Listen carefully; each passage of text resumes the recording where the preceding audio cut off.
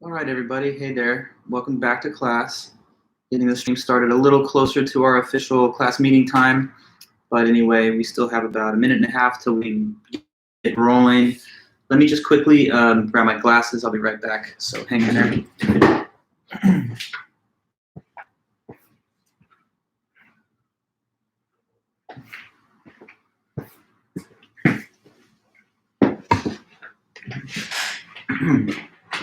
Okay. Okay, just about another minute. Hope you guys had a great weekend and everything's going smooth so far in your semester. So just in a few moments, we'll get things underway for today's class.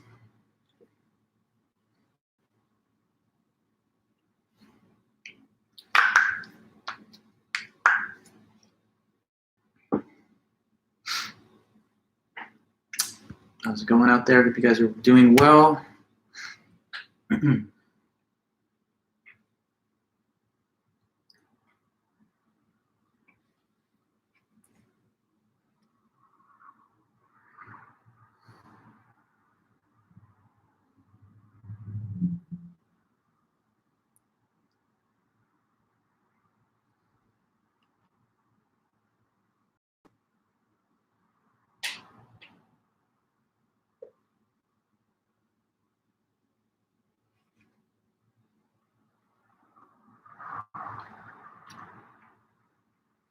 Okay, guys, well, it's pretty much that time, 12:45, so I'm just going to slowly get things started for everybody here. Welcome back to class. Say hello, say something, write something in the chat. You have to leave me a comment so that I can make sure that you're, so if you're here, a couple of you seem to be here, then just go ahead and let me know. Hey, how's it going there, Noah? And what's up, Austin? How are you? Good to see all you guys, and I hope you had a solid weekend. I got the first dose of the whole coronavirus vaccine on Saturday, so that was pretty easy. No side effects or nothing. Just a little bit of soreness in the arm, I guess, for like a day, but that's now over with. So yeah, we're back, and class keeps moving forward. So here's the deal. We finished most of our notes on chapter 4 at the previous lecture, so there's not a ton of material to finish. Oh, that's good news. Congrats, Noah. Yeah, I'm sure you'll do fine with it. I don't know which vaccine you're getting. I did the Pfizer one, and no complaints at all. It seems to be, it was so easy. I didn't even know that they did the injection. It was very, I don't know, it's a good nurse or whatever, but just kind of looked away. And I was like, are you done? It went really fast. So anyway, guys, yeah, good news on that. Soon we'll all be vaccinated and we'll have the ability to return to our normal lives. But okay, so let's just kind of remember where we were at when we were going through chapter 4 last time. In my review of the lecture, I just quickly looked at the video from last time, and I saw that we were talking about the self-fulfilling prophecy. So let me quickly kind of just recap some of the material in chapter 4, and then we have a few leftover notes. It may not take the full class time to go over these notes, and we'll just see how much time it does take. So all right, let's see. We talked about the concept of knowledge, what it is. Knowledge is having a justified true belief, meaning that you think something is true, that's believing it.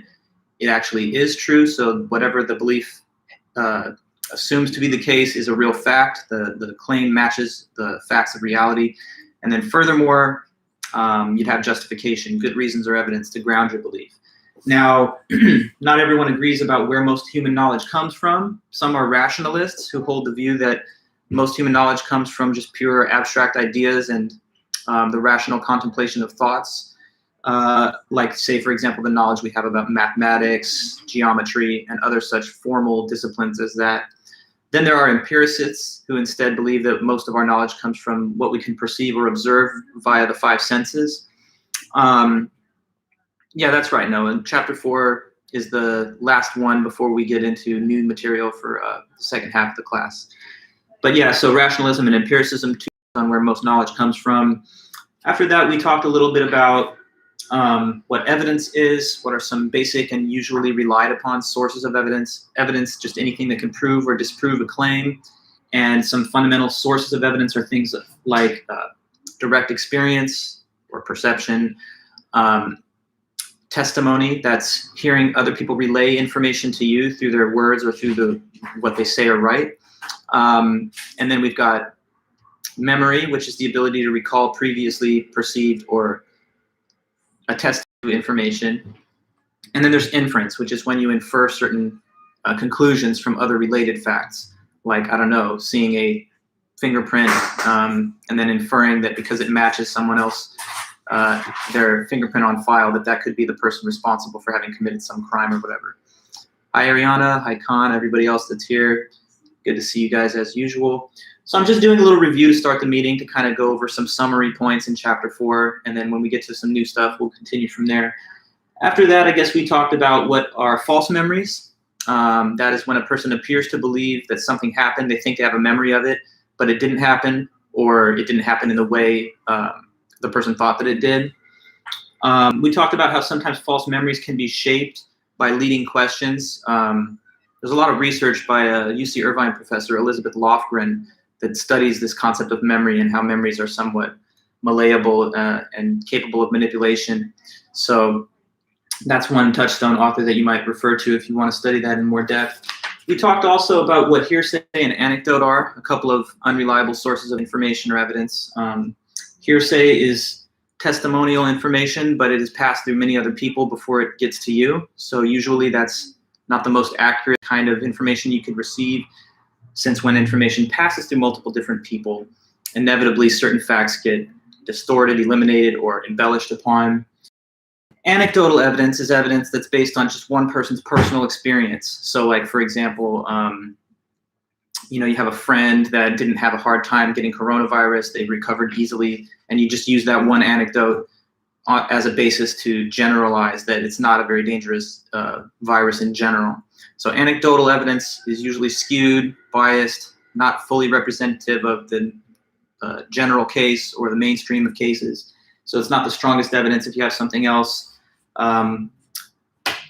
more solid evidence, expert testimony, etc., then you should defer to that if it contradicts anecdotal or hearsay evidence. And good to see you there, Paul. 1 second. You know what I'm going to do? I need to turn on a fan in the next room. This kind of just helps to put like a white noise in that apartment. So 1 second.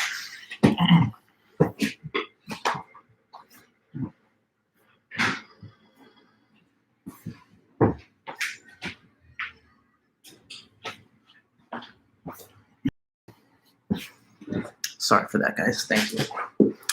Yes. So we talked about experts and how to evaluate the testimony or the statements that experts give, since sometimes experts disagree. Well, one thing to consider is the level of education, not just how much, but what type of institution the person attained it from. You also consider the level of experience the person has making professional judgments or working in the field. So that goes over and beyond just how much training or formal education they have. There's also reputation among peers as an expert in the field. So does this person have a solid, upstanding reputation in the community of experts that they claim to be a part of? And then there's accomplishments, such as academic papers, awards, and so on. So measuring experts against each other sometimes involves that you compare them across these different criteria. So you can make certain judgments about which ones are the more reliable, or at least in some cases, the more reliable.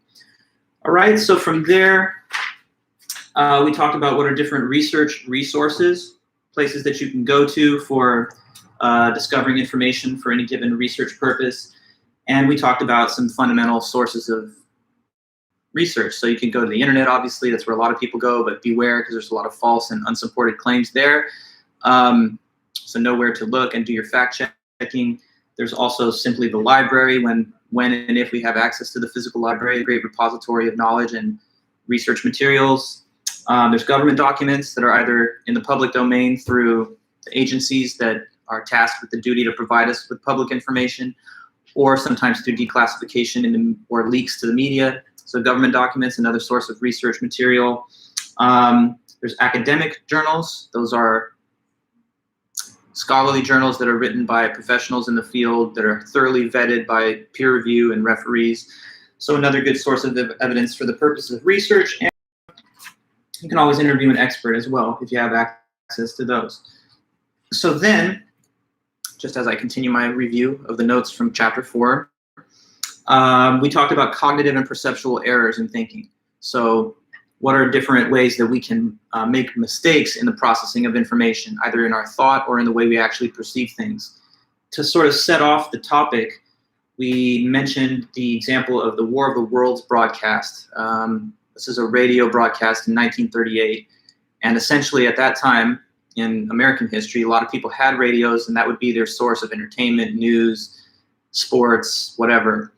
Sometimes there would be voice acting of fictional stories and stuff for entertainment. One night they were doing the story The War of the Worlds by H.G. Wells. And essentially the plot line of that story was that Martians were invading the planet Earth, taking it over.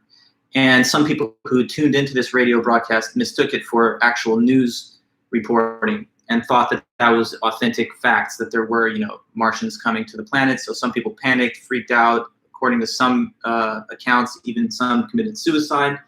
So it reminds us that our mind can have its perception powerfully shaped by our social influences. So we kind of have to get into the healthy and question the things that we assume to be true or the perceptions that we think we are having. Now, after that, now moving ahead a little bit, we all talked about, there's also the CRAP test. I don't want to forget that, CRAAP, a 5-point system that the text advises in terms of evaluating the quality of a bit of information or a piece of info that you're researching. So C stands for currency. How current is the information? The more recent, all exceptions aside, is usually better.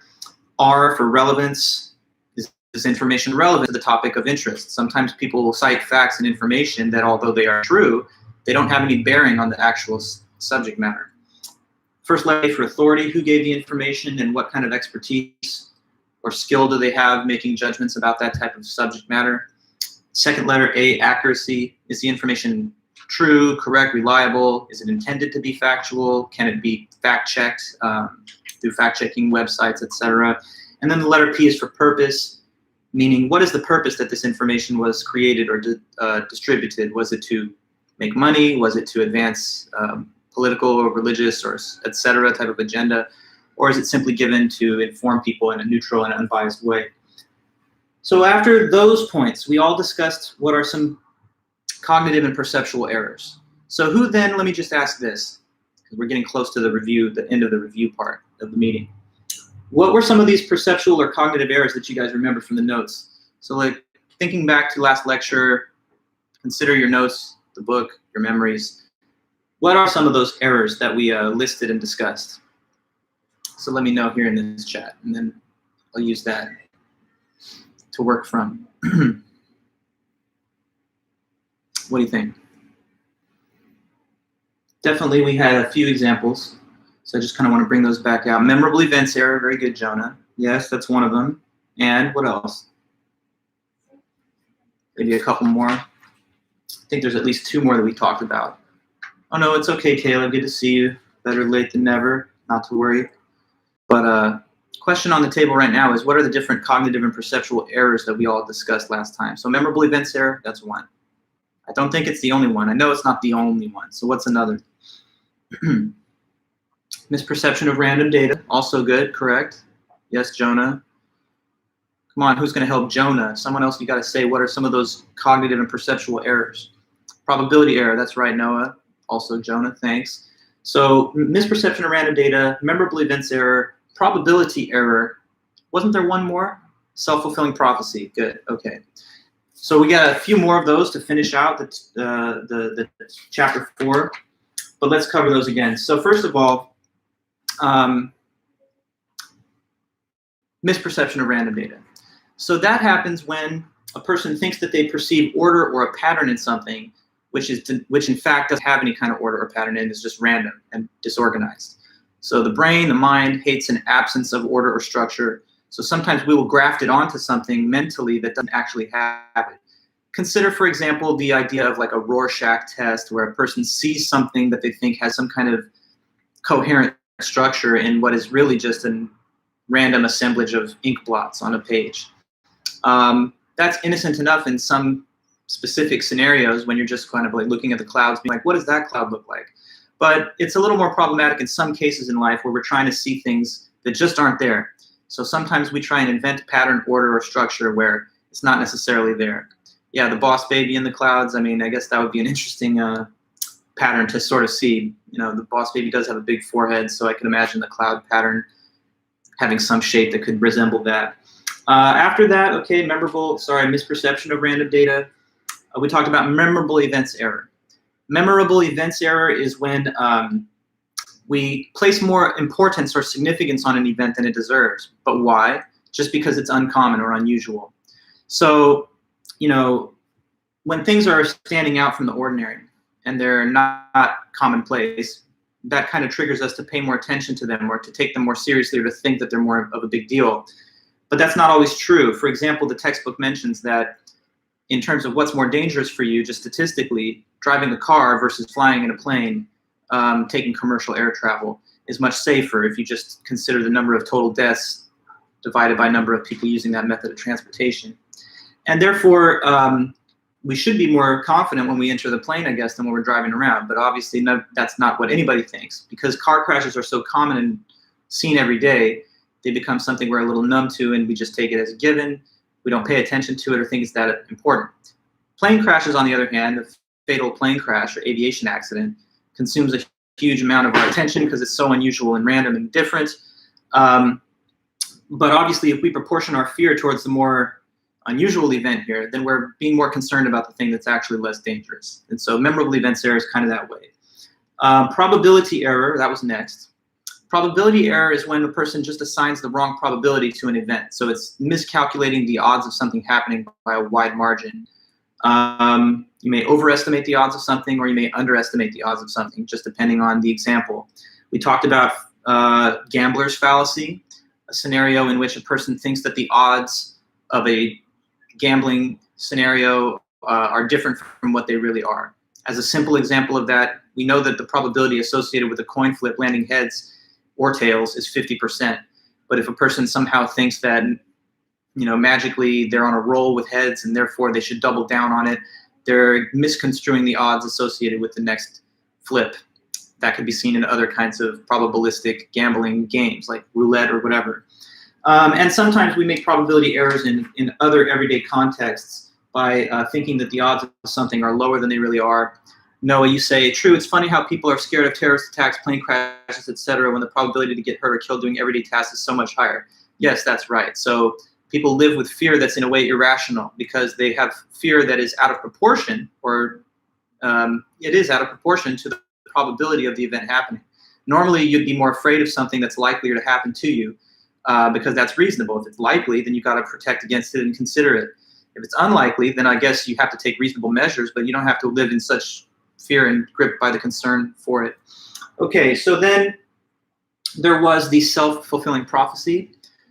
The self-fulfilling prophecy is a situation where you expect something to happen and you have such a strong expectation of it that you end up doing certain things that cause it to happen somehow.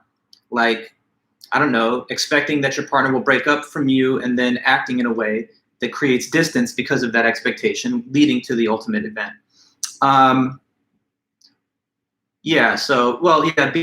Being desensitized, you're saying, Ian, in the case of like car crashes and stuff, yes. Being desensitized to something means that you no longer take much note of it or you don't pay as much attention to it, even though it's happening a lot.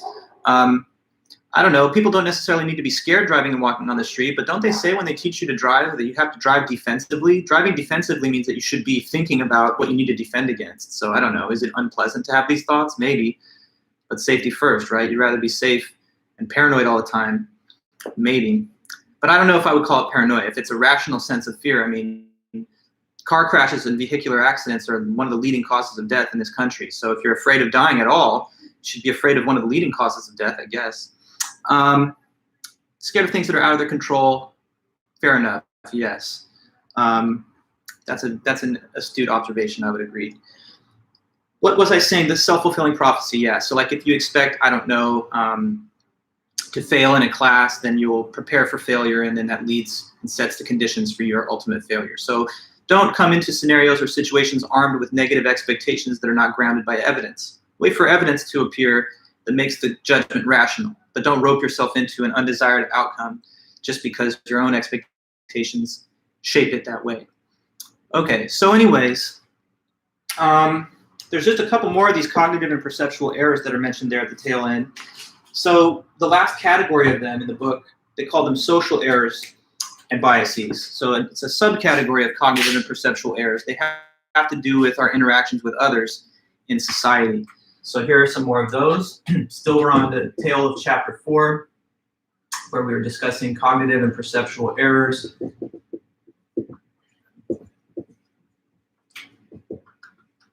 And sort of like subcategory of these errors that we can make are the social errors, okay? So one of them mentioned here is what the textbook labels one of us, one of them error.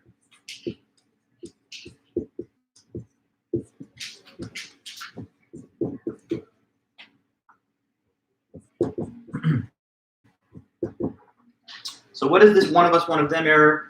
Here's the definition. It's in any case where we classify or categorize people into groups of us and them, and then afterwards show less respect, less concern, consideration to those that we place in the other category of them. Okay, so when we divide people into the categories of us and them,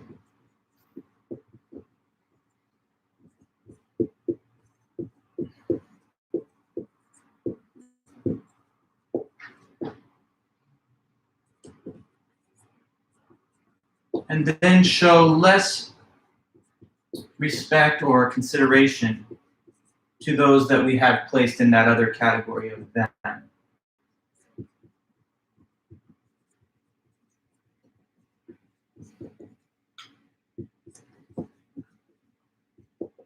Okay, so let's all make sure that's clear. It says one of us, one of them error. When we divide people into the categories of quote unquote us and them, and then we show less respect or consideration to them. Okay, so now, so I guess, Paul, you're already coming up with thoughts about the question I'm going to ask. So let's see if we can kind of get it all on the same page here. Tell me, guys, how many different ways can we divide human beings into separate groups or camps? Along what kind of lines? I mean, we're all humans. You know, we all have the same human genome. So genetically speaking, we're almost identical with only a small amount of phenotypical differences. But despite that fact, we as human beings prefer in many cases to associate with groups, in groups and out groups. So Noah, one is, I guess, political affiliation, same kind of thing that you were saying there, Paul. We can divide along political lines. So us conservative, them liberals, or vice versa, us liberals, them conservatives. And in that case, you know, you've probably experienced this in some cases, or you've seen it in our society, that oftentimes if a person identifies as a member of one like political persuasion, then those that they identify as being on the other side have no respect for them, think that these people are like somehow less intelligent or less moral. So political perspective is one, right versus left. There's also, okay, I'm looking at your comments now. There's religion, race, yes, age, those are all fair. So like us, whites, them non-whites, or vice versa. Or us, Christians, them, Jews, Muslims, whatever. So people sometimes divide along racial lines, along religious lines, political lines. Age, us, Gen Z, them, boomers, or vice versa, or you know, Gen X or millennials, whatever.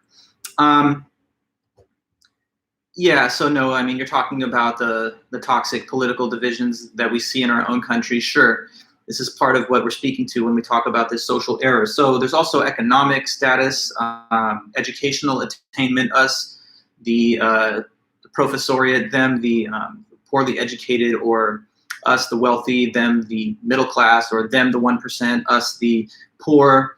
So, you know, as human beings, we are, some have called us like a herd animal, meaning that we like to be a part of groups. And we do work well in groups. Human beings, according to Aristotle, are the social animal. You know, above all other animals, we work cooperatively to build structures and systems that outlast our lifetime and that endure through the generations. That's something that's pretty unique to human beings. I mean, honey bees build, beehives and honeycombs, and beavers, I guess, can sometimes create like a crude dam or barrier in concert with each other over a long time. But only human beings can achieve, the towering heights of architecture, technology, criminal justice systems, transportation systems, communication systems, and on and on and on. So it takes people working as a cohesive whole over many, many, many generations for any of these things to come into being. So I'm saying that because I want to impress upon you that there is some kind of natural imperative or drive that we have to affiliate ourselves with things that are bigger than ourselves, that kind of social consciousness and awareness of yourself as part of a group. And that's all to the good, but it can also become something unhealthy and pernicious if we start to regard those that are outside of our self-identified in-group as others that are lacking in deserved respect or concern. I guess there's also there's gender, right? Men, women, and all the other gender categories. There's sexual orientation. So there's all kinds of these ways that people can and often are divided. Now, you should have a sense of pride and reverence, I guess, for the groups that you affiliate or identify with and the achievements that they have made. But it's not a good thing to dehumanize or disrespect others simply because their identity is different from your own. We have to try our best to see the common humanity and the things that make us the same. I mean, we are human beings and we have similar needs and desires and goals. So beneath all of the different diverse ways that we can be separated, we should hang on to a sense of our common humanity.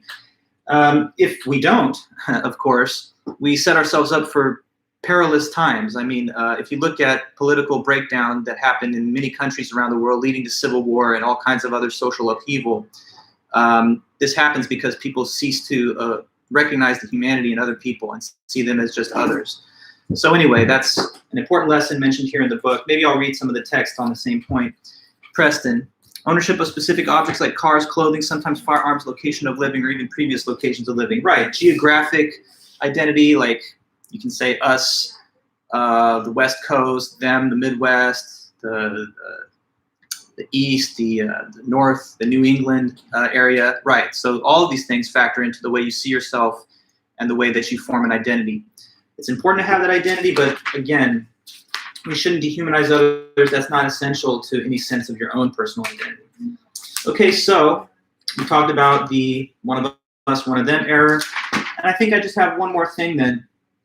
Well, let me read the book on that. Okay, so in the book it says these things about that. Our brain seems programmed to classify people as either one of us or one of them, and we tend to treat people who are similar to us with respect and those who are different from us with suspicion. Yeah, so whether that's in regard to race, sex, religion, party, age, or nationality. Although most of us claim to believe in human equality, in our culture, when we use qualifiers such as gay judge, female doctor, Hispanic senator, that betrays our tacit belief that any deviation from the norm needs to be specified. We rarely hear terms such as straight judge, male doctor, able-bodied child. Prejudices may operate without any conscious realization on our part. In a Harvard study, subjects were asked to quickly associate positive or negative words with black or white faces. 70%, 7 out of 10 white people, despite their claims that they had no racial prejudice, showed an automatic preference for white over black. So there are all these like studies coming out on the concept of like implicit bias and so forth. So it's just something to touch on as we go over the concept of errors that we can make in processing information. It's not a legitimate way to view the world to see people that are not in your category as somehow less worthy of respect and so forth. Okay, so no, America has the most divisions and categories since our country's ideology is based on independence. So it's true. I mean, it's in our society, it's not as racially homogenous as you see in some countries, even highly developed nations. Like if you're in Japan, for example, almost everyone has the same kind of ethnicity and appearance. So we are that melting pot, and I think it falls to us, therefore, to be a little bit more even self-aware of the ways that breakdowns and divisions can put tensions on the structure of society. So that's something that I think is a unique challenge for people in America, but in other kind of diverse societies, it's a similar thing. Okay, because you kind of have to hold yourself accountable. You have to make it so that you don't have to be forced to break bread with other people or to recognize their value. It's something that has to kind of come from you. You have to take a little bit of an effort if you don't have that inclination. Okay. Good comments, everybody. So let's finish this out. One more of the social errors to finish chapter 4.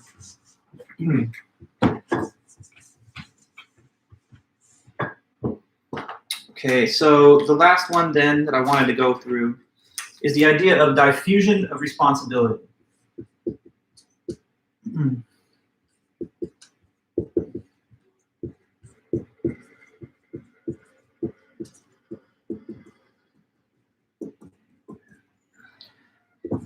So what is diffusion of responsibility? It's a phenomenon that occurs in groups. So sometimes when we're in the midst of a group setting, we don't think that there's any individual responsibility that we have to address an issue or take some needed action. So because of that, because nobody feels individually responsible to take action, nobody does it. And therefore no action gets taken. So let me put that here, and I'll give you some examples. In a group setting, no individual member of the group feels personally responsible to take an action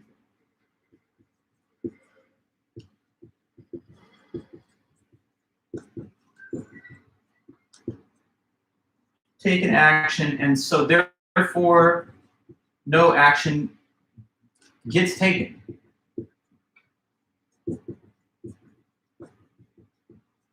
And an example that can be given of this, e.g., is the case somewhat well known of Kitty Genovese.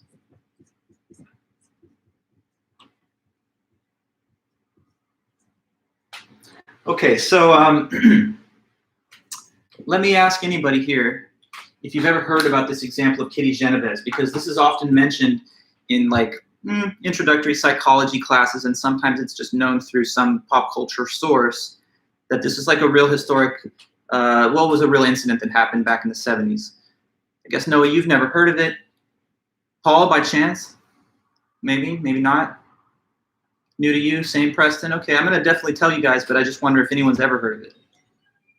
By chance, no? Kitty Genovese, no takers? Okay, well, you would have let me know. If you have that, then you can let me know. It's something about an attack. And Kayla, yeah, you sort of have the basic idea of it. So let me just add further depth and detail to that. Okay, so going back into the 1970s, I don't remember the exact date. Oh, actually, so it's the 60s, I'm sorry, 1964. Here's how it happened. Kitty, stop. Eddie, what's wrong? Anyway, my cat's over here meowing out of nowhere, but it's okay. Back to what I was saying. 1964, New York City. Kitty Genovese lived in one of these high-rise New York apartment buildings. So she's got a lot of close neighbors. You know, the walls are thin. A lot of people packed into that kind of housing unit. And you could sort of just hear what other people are doing if you really were nosy and all of that. Yeah, so let's say that, well, this is what happened. One night, an intruder broke into this woman's home and attacked her, you know. So 28-year-old Kitty Genovese was being attacked in her apartment in Manhattan, New York. And so what she did was probably what anyone would do. She starts calling out for help from anybody that could hear her, because she knows there's a lot of people living in close quarters. So she's like, help, help, there's this person here, give me some help, someone come, do something, right? So now what happened is a lot of people did hear her. A lot of people heard her. There's all these neighbors, and they're all listening. They're like, oh my goodness, something's going on over there in that unit. But everyone had this thought, well, this is a big apartment complex. There's tons of us here. And so, you know, I don't necessarily have to be the one to pick up the phone and call, you know, the police to intervene, or I don't necessarily need to be the one to go down and check on her and see what I could do, because there's so many other neighbors, right? Someone will do it. We're a big group here, so I'm not the only one that's hearing this, so I'll just wait and let someone else take care of it. And basically everybody had that same thought, because it's a pretty widespread tendency psychologically to assume that with a group present, you don't have that individual responsibility to act. So diffusion in like a scientific context is like something becoming diluted, like a drop of ink goes into a cup of water and you can see that it starts to diffuse throughout the water and become less dense. Well, think of responsibility as that drop of ink. When you're in a big group, your feeling of responsibility gets diluted into the group. So no individual feels like they have much of personal responsibility to act or to intervene. Since nobody feels like they are responsible individually, nobody does anything. And how sad is that? You have like 40 people around, all waiting for someone else to do something, and then everyone essentially sits on their hands and no action is taken. So she was killed and she died. And this is often given as just a test case or an apt illustration of the concept of diffusion of responsibility. It was in Manhattan, yes. So anyway, and then Paul, you say, in one sense, a big group, you will assume someone else already did call. Yeah, right. But the thing is, even when you're in the midst of groups, you have to remain your own individual judge. You have to be willing to take initiative sometimes, even in groups, and not succumb to groupthink. Diffusion of responsibility can also sometimes go in a different direction. Suppose that you're in a group and there's a bunch of people doing things that you find fault with or that you find questionable. You might think, well, someone's going to rise up and tell them to stop, but I don't think it should have to be me because how many other people are here? So if nobody makes their voice heard and breaks away from the groupthink, then people can sometimes get roped into bad behavior that they would have never done if they were by themselves, simply because the feeling of responsibility gets distributed throughout the bigger group. As a professor, as a teacher, I sometimes see this happening in other scenarios. Paul, what you say is, what if the groupthink is that someone already called and the cops are on their way, even if it's wrong? Well, that's still not very helpful, right? There's no problem with everybody calling the cops, my friend. I mean, then you've just got a lot of people reporting the same incident. And so that would have been helpful, actually, if the person had doubled and thought, well, why not just, make sure that I blow it out of the water and we get like 100 cop calls, so I don't see any issue with that. But it's a particular point maybe that could be thought of. What I was going to say, well, is it a consequence of diffusion of responsibility? Yes, it is, and it's a negative consequence. So it's described overall as like a bad thing. You should think for yourself and somehow break away from groupthink. Right, no, not intended to be ignorant, but now that you identify it and you understand the concept, you might be a little bit more, have your wits about you in a situation like that, because you'll recognize, oh, okay, this is the phenomenon. It's descending upon me right now. I have to try and take a deliberate effort of mind to kind of direct myself to be active and engaged with what's happening, right? Instead of a passive observer waiting for someone else to do that same thing. Someone's got to be the one who doesn't wait for everyone else to act. So the funny thing, though, is that it's so dominant, this tendency, that it's likelier than not that the whole group will fail to act than that there will be one individual who takes the initiative. I was going to say this. So as a professor, an easy example of this is like when I give a question in a group situation. So if I say to everybody, of responsibility, you're the student now, and you're the one who thinks, well, he's asking everybody, not me in particular. So let's just wait until someone else answers. And so everyone's waiting for someone to say something, and eventually what? The professor has to like call on somebody or make a bigger deal about it. Like, no, come on, give me the answer. Paul, if you and a friend stand at the bottom of a building and look upwards, people will start to gather also looking. Oh yes, that's also true.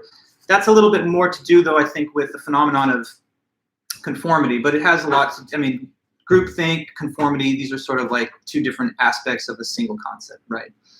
Yeah, I've seen those studies as well. It is a little funny. You can induce that on your own if you just look up in the sky and a group will start to gather.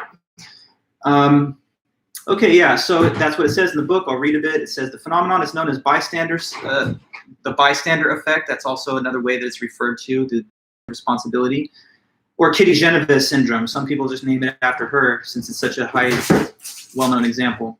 In 1964, 28-year-old Kitty Genovese was murdered outside her New York City apartment building.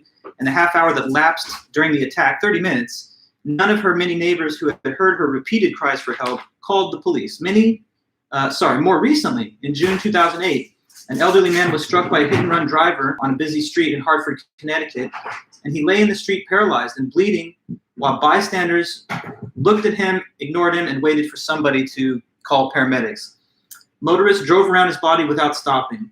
No one offered any assistance until an ambulance finally showed up on its own. Diffusion of responsibility can also occur in group hazing at fraternities, where no one comes to the rescue of a pledge who's clearly in distress. As social beings, we're vulnerable to the one of us, one of them error, social expectations, and group conformity. When in groups, we also tend to regard something as not our problem unless responsibility is assigned to us.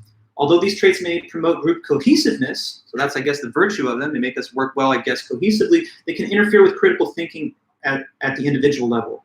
As good critical thinkers, we need to be aware of these tendencies and to cultivate the ability to think independently while still taking into consideration others' perspectives. Errors in our own thinking also make us more vulnerable to falling for or using fallacies and arguments, which we'll study in the next chapter after we finish the midterm and when we come back from spring break. So yeah, let's see. Well, I had one more thought about this. Just slipping my mind for a moment, but I'll come right back to it, I'm sure. Anyway, in life, we have to think independently. Sometimes there are powerful pressures that incline us to fade away into the group and to recede into that kind of anonymity of the group. But when you're present on a scene and you're able to act, now I've got the thought, sometimes you have to be willing to break free from that groupthink. And what I've heard those that are trained in emergency first response is that sometimes when an emergency situation happens, because of the powerful prevalence of groupthink, you sometimes have to direct people what to do. So, you know, say that someone starts to have cardiac arrest and you're in a room with a bunch of people seeing it happen. Don't just play the wall and say, wait for someone to do CPR. Just start calling out directives. Start giving imperatives. You, do you know how to, who knows how to do CPR? You, go do it. Who's fast? Who can run to the next building and bring some other help over here? I'll call, you know, you call the police, you do CPR, you run next door, notify others. When you start actually giving people direction, then they react. But if you're just like, someone do something, nobody does it. So in some cases, you have to have your wits about you and you have to be willing to take control of a situation because groupthink oftentimes is directionless. There's no leader. So you sometimes have to be willing to take that step and be that leader because it might make a big difference and maybe even in some cases can save a life. You say, let's roll from Flight 93. Right, yeah, so maybe recruiting people into service right away instead of waiting for someone to think of it on their own. But it takes you know, independence, it takes critical thought, it takes the courage of your convictions and wisdom of your choices to do those things. So hopefully some of the lessons that we learned here will make you better served in those cases if they ever happen. So here's the thing, guys. Like I said to you last time as we were closing, there wasn't a ton of extra material to finish off Chapter 4. So we actually have finished it a little early since today's meeting is scheduled to finish all the notes. Well, we haven't needed the full amount of class time. So here's a few things I want to say before I'm going to let us go a bit early today. I just sent off the study guide for the midterm, right? So if you haven't looked, make sure to check on it because let me make sure you can confirm. Can you confirm that you received that message from me just like an hour or two ago whenever I sent it? Just let me know that you did in fact receive the study guide. Well, yeah, because you just hate to be in class. I know, no, but I appreciate that. But anyway, question though. Yes, good. Then you got the study guide. So that's what you'll use to prepare your notes and your review for the upcoming midterm. We have 2 full review sessions that we're going to spend all time on. So Thursday and then Tuesday, we'll just go over all the notes that we can in that study guide. But you see the list of topics there. So you can go back to your notes, the lectures, or the book, and find information, create your notes. Yes, if everyone, yeah, so not to worry, Paul. I just asked the whole class, but it's through Canvas, so everyone got the same message. Just making sure there were no errors in the delivery or something. Cool, so here's the one thing, though, that I did want to do. I'm going to send off an announcement to you right now, and I want you to just confirm that you get it. So I just hit send, okay, because I had it on another window. So quickly, if you can, confirm. Yes, let me get to that in a minute, Prue, but I just want to ask this question first. You confirm that you just now received a new announcement from me through Canvas about a Brain Games video? I just sent it right now. Oh yeah, thanks. Happy birthday to me. That's right, tomorrow. Big day. Popping bottles, all that. No, just kidding. Just another normal day. Okay, good. So you've got the video. What I thought was that since I'm closing class a little early, I would just ask you to watch this video when you have some free time, 45 minutes. So it's about the amount of time that would have remained in class here. So just watch it if you can. It shows a little bit of interest and background on the concept of false memory, how sometimes memories are unreliable, and there's a series of like interactive games that you can play along with as you watch the videos. So it's kind of like just a fun little supplement to our lesson on that.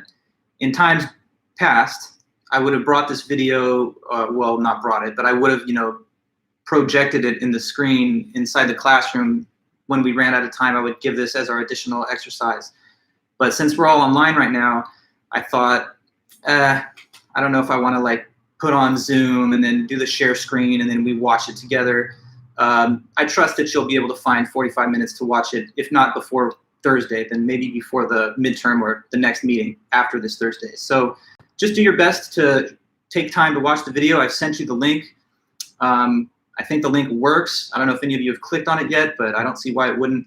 So that's all I'm asking. Just watch that Brain Games video to give a little last info and reinforcement on lessons from chapter 4. And then just come prepared on Thursday to the next class. And we'll do part 1 of the review session. And with part 2 to follow, did I say Tuesday class? And then following that next Tuesday, we have part 2 of the review session. So what do you guys think?